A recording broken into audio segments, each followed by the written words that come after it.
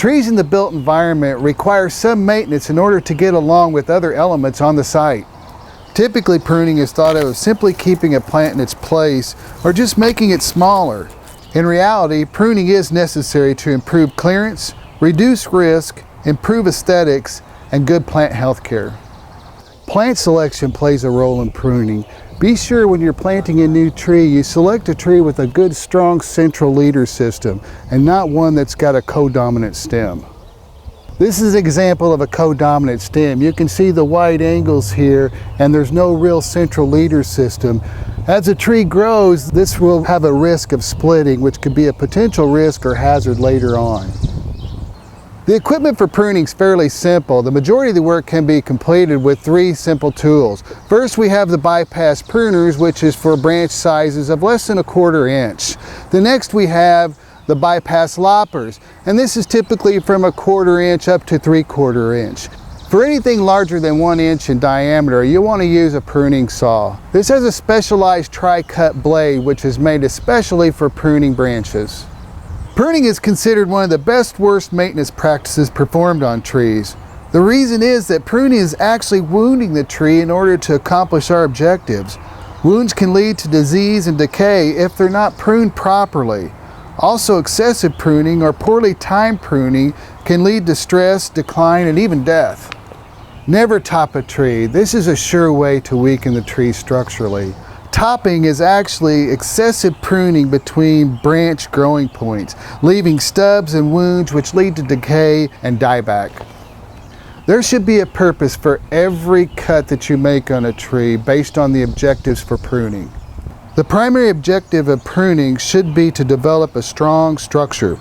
Structural pruning of younger trees can be a holistic approach to training young plants to grow into stronger, safer, and healthier trees. Some of the objectives of pruning include removing non-beneficial plant parts such as basal sprouting. Other non-beneficial plant parts include epicormic sprouting, which are those vertical branches growing up in the tree.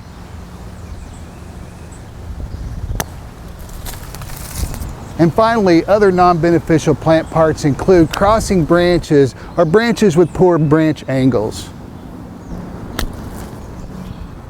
Proper technique in pruning is essential for wound recovery, and in order to make a proper cut, some branch components are going to be necessary for us to ID. First, we need to identify the branch bark ridge, which is this raised area of compressed bark between the main stem and the branch. The other part that is important to identify is the branch collar, which is typically located on the underside of the branch, typically close to the branch union. And together, these two will help us determine where we need to make our final pruning cut. No cut should ever be made inside this line. Inside this is called the branch protection zone, which contains specialized healing properties to help that wound seal properly. We're going to remove this smaller branch back to the primary stem or trunk. It's called the ternary method, which is actually 3 cuts. First, we're going to make our pre-cut, which is typically on the underside of the branch, and we're going to go in about 1/3 the diameter of the branch. And the purpose of this is to prevent the branch from tearing once we start making our second cut. This is our top cut, and we'll go about 2 inches or so past where our undercut is for the pre-cut, and then we start cutting. And as we cut, we're going to see the branch start to fall, and as it falls, it's going to stop right where that pre-cut is. So we can finish up. Now that's 2 cuts.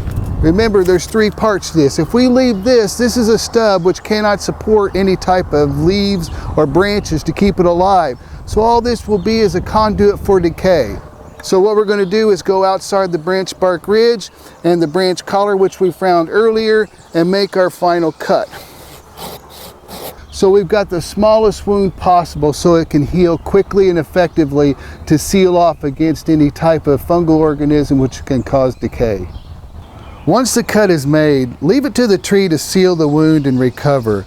Do not apply any wound dressings. Take in consideration timing of pruning. Never prune a tree which is drought stressed, and never remove excessive amounts of green tissue at any one time. Pruning can be done about any time the wood is not frozen. However, there are better times to perform this activity. This is during the growing season when the tree can seal the wound fastest, reducing decay. In any type of tree care operations, never let the situation exceed your skills. Pruning on larger trees can be dangerous for you and the tree. Call an ISA certified arborist for help with your tree care needs. For more details on proper pruning, go to the education store and download the publication Tree Pruning Essentials.